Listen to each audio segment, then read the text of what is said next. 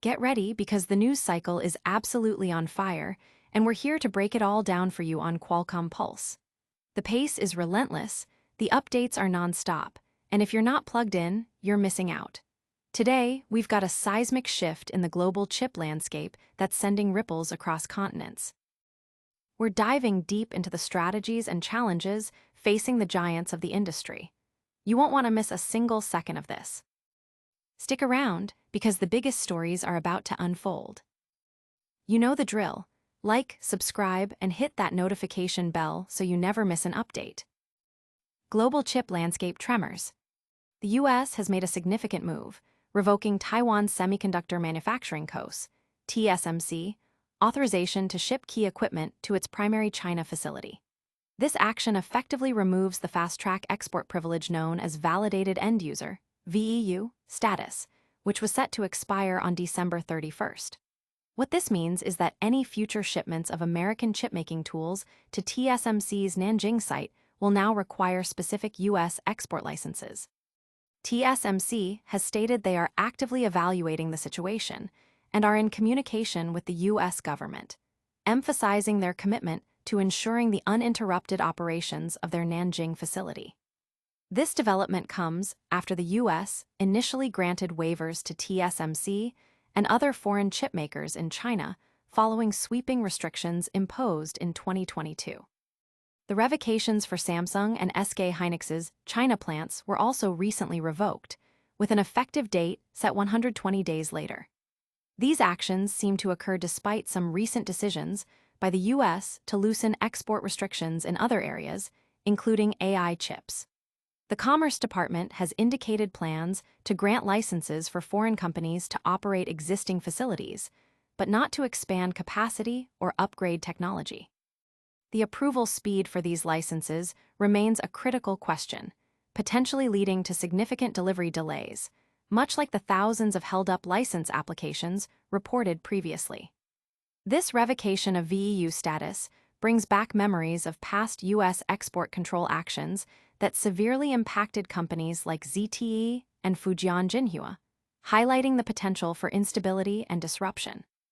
Analysts are closely watching to see if prolonged delays in license approvals could disrupt supply chains, mirroring the crippling effects seen in past incidents.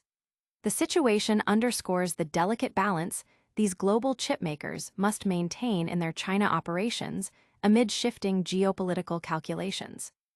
This major shift in export policy could reshape the competitive dynamics in the semiconductor industry.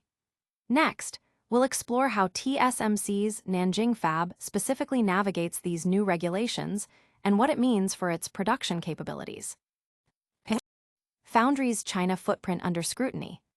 Following similar actions against Samsung and SK Hynix, Washington has now targeted TSMC, informing the chipmaker that its Nanjing fab's Validated End User (VEU) status will be revoked by December 31, 2025.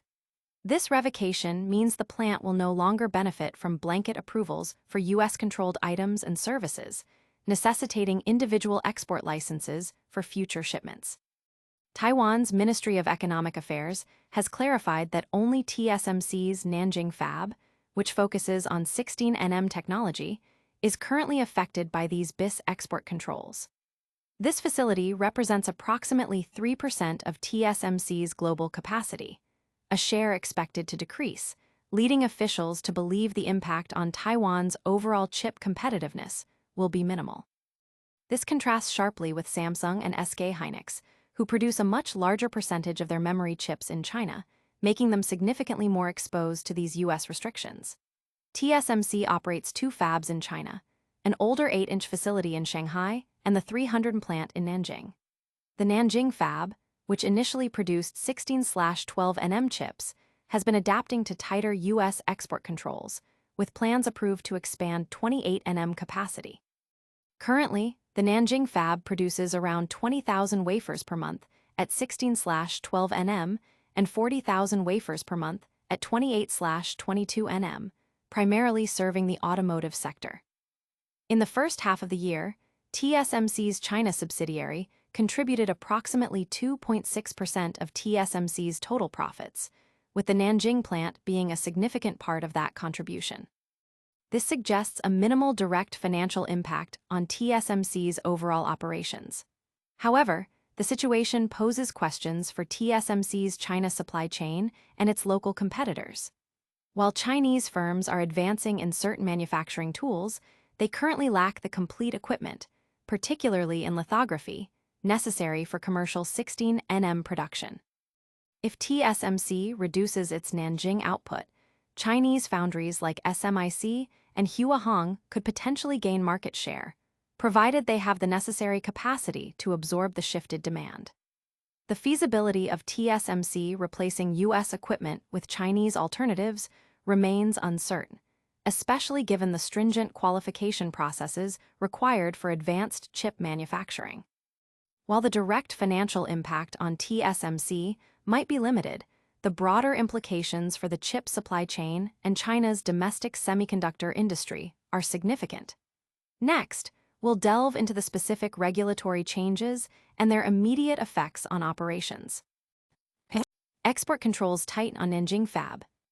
Washington is set to revoke TSMC's validated end user, VEU, status for its Nanjing fabrication plant by December 31, 2025.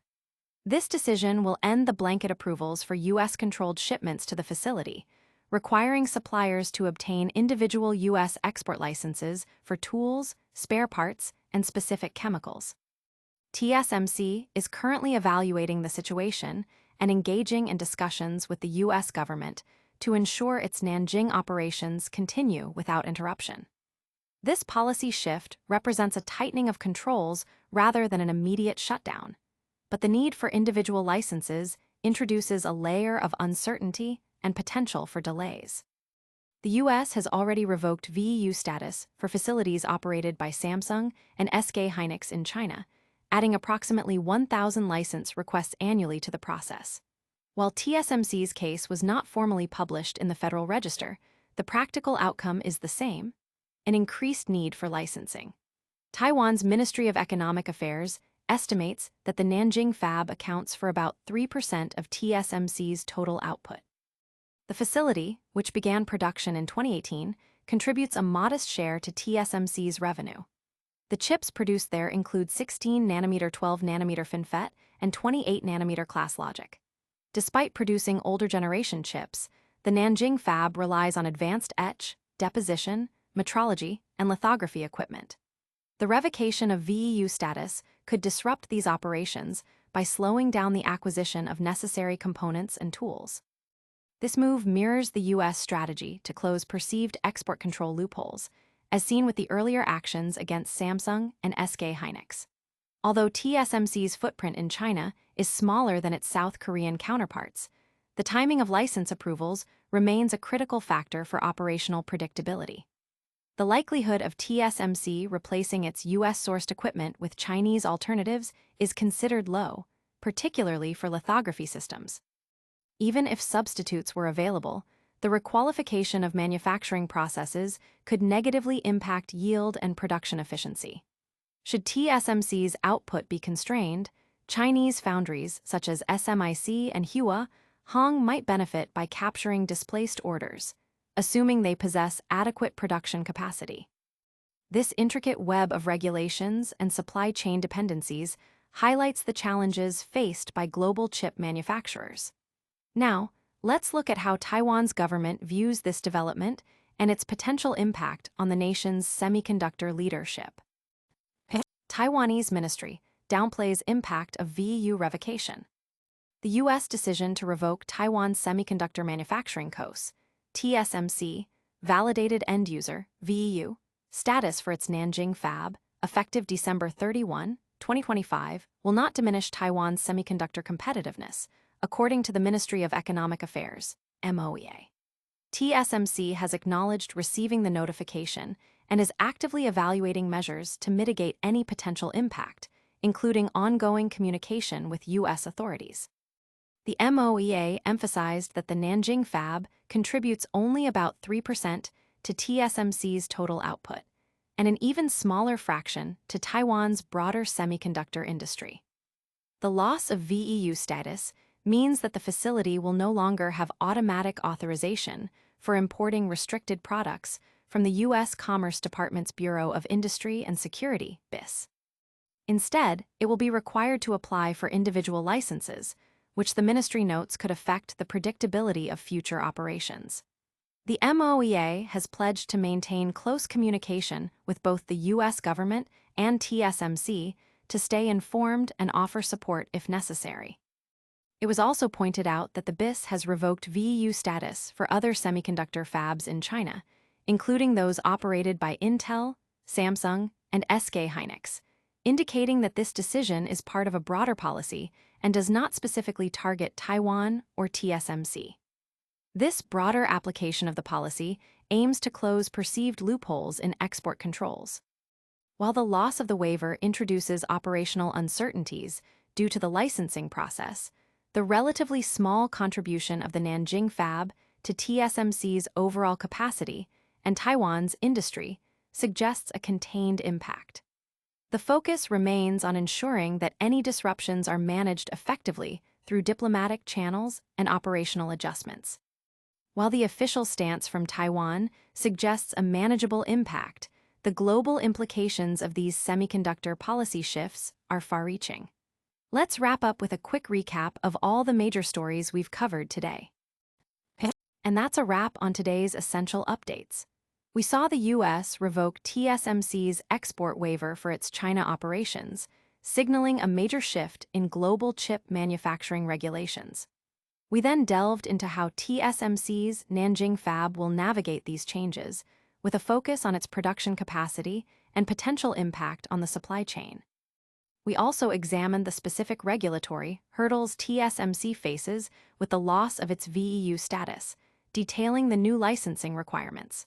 Finally, Taiwan's Ministry of Economic Affairs weighed in, assuring that the nation's semiconductor competitiveness remains strong despite these U.S. policy adjustments. Don't forget to like this video, subscribe to Qualcomm Pulse for more in-depth tech analysis, hit that notification bell so you're always in the loop, leave a comment with your thoughts on these stories, and follow us on all our social channels for real-time updates. See you next time.